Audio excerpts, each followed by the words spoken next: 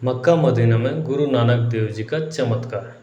सिखों के प्रथम गुरु नानक देव बचपन से चमत्कारी थे।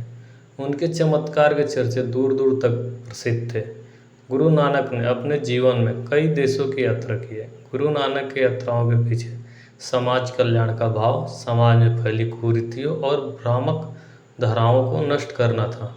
गुरु नानक देव के इन चमत्कारों के पीछे का परियोजना केवल एक ईश्वरीय भाव को दर्शाता था। लेकिन क्या आप जानते हैं कि गुरु नानक देव ने अपनी शक्तियों के बल पर मुस्लिमों के पवित्र स्थल काबा की दिशा ही बदल दी थी। उनके इस चमत्कार के पीछे भी बहुत बड़ा संदेश था। शेखपुरा पाकिस्तान के तलवंडी जिले में कालूचंद बेदी के घर 15 अप्रैल 1469 को एक तेजस्वी पुत्र पैदा हुआ। वह बालक कोई और नहीं, गुरु नानक देव थे। उन्हें नानक नाम उनकी बेबी नानकी से मिला। कहा जाता है कि गुरु नानक देव के विवाह के पश्चात उनके पिता ने उन्हें रोजगार के लिए कुछ धनराशि दी थी, लेकिन गुरु नानक देव ने उन पैसों से गरीब साधु संतों को भोजन करा दिया। यहीं से उनके सेवा और सन्यासी भाव उत्पन्न हुआ। मान्यता के अनुसार गुरु नानक देव बेई नदी में स्नान करके रोजाना आते थे। एक दिन वे स्नान करने के बाद घूमते घूमते कहीं अत्यार्धन हो गए। तभी उनकी मुलाकात एक परमात्मा से हुई। तब से गुरु नानक देव जी जन कल्याण में लग गए। गुरु नानक देव समाज को सेवा भाव प्रदान करने के साथ लोगों में जड़ चेतना जगाने का भी काम करते थे। उनके साथ उनके कई शिष्य भी गुरु नानक जी के साथ सहयोगी के रूप में सेवा कर रहे थे। एक बार की बात है, गुरु नानक जी अपने विश्राम गृह में आराम कर रहे थे। तभी उनका एक शिष्य मर्दाना उनके पास पहुंचा। मर्दाना धर्म से मुस्लिम था। उसने गुरु नानक देव से मक्का जाने की इच्छा व्यक्त की।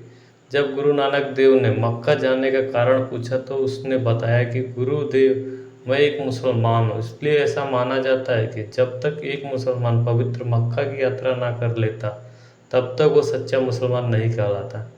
मर्दाने की बात सुनकर गुरु नानक जी ने उससे कहा कि खुदा तो सभी जगह विद्यमान है, फिर मक्का ही क्यों। गुरु नानक की कई बार समझाने के बावजूद भी मर्दाना उनकी बातों को नहीं समझ पाया, तो गुरु नानक जी ने भी मक्का जाने का फैसला कर लिया। उन्होंने मर्दाना से मक्का जाने की तैयारी के लिए बोले।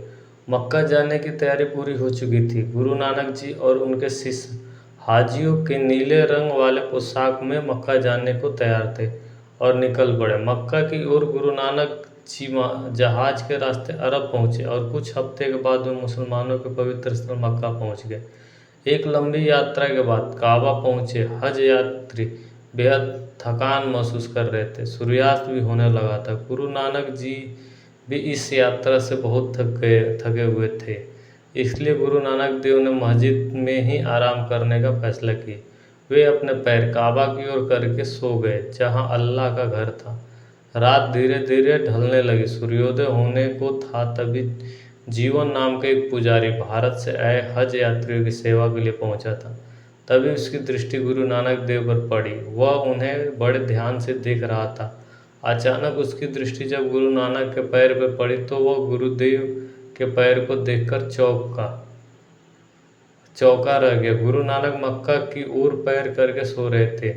गुस्से में तमतमाया जीवन गुरु नानक जी पर चिल्लाया, कौन है यह काफिर जो काबा की ओर पैर करके सोया हुआ है।